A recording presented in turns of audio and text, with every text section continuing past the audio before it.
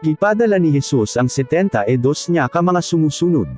Lucas Kapitulo 10 versikulo 1-12.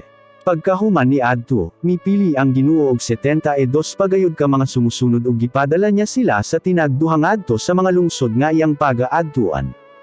Sa wala pa sila mulakaw mingon siya kanila, daghan ang anahunon upon gamay lang gayod ang mga mag-aani. Busa pag-ampo kamo sa Ginoo nga magpadala siya og mga mag-aani sa iyang anahunon. Panglakaw kamo, apan pangandam, tungod kay sama kamo sa mga karniro nga akong gipaadto sa mabangis nga mga mananap.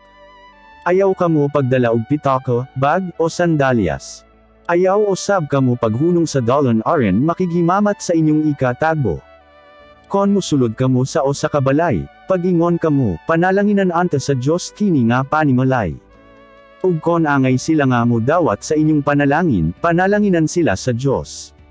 Apan kon dili o sab sila panalanginan sa Dios. Puyo kamo sa unang balay nga mo dawat kaninyo, ug ayaw kamo pagbalhin-balhin ug puyanan. Dawatan ninyo ang ilang ipakaon kaninyo, tungod kay ang naghago angay gayud nga suhulan.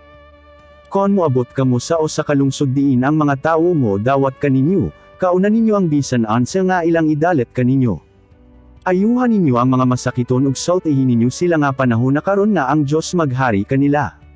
Apan kon moabot kamo sa o sa kalungsod diin ang mga tawo dili mo dawat kaninyo, adto kamo sa mga karsada og pag-ingon, tungod kay kamo dili mo dawat kanamo, bisan ang abog sa inyong lungsod nga mitaput sa among tiil, among paphaon ingon nga pasidaan batok kaninyo ug wala na kami kalabutan kon ansay mahitabo kaninyo.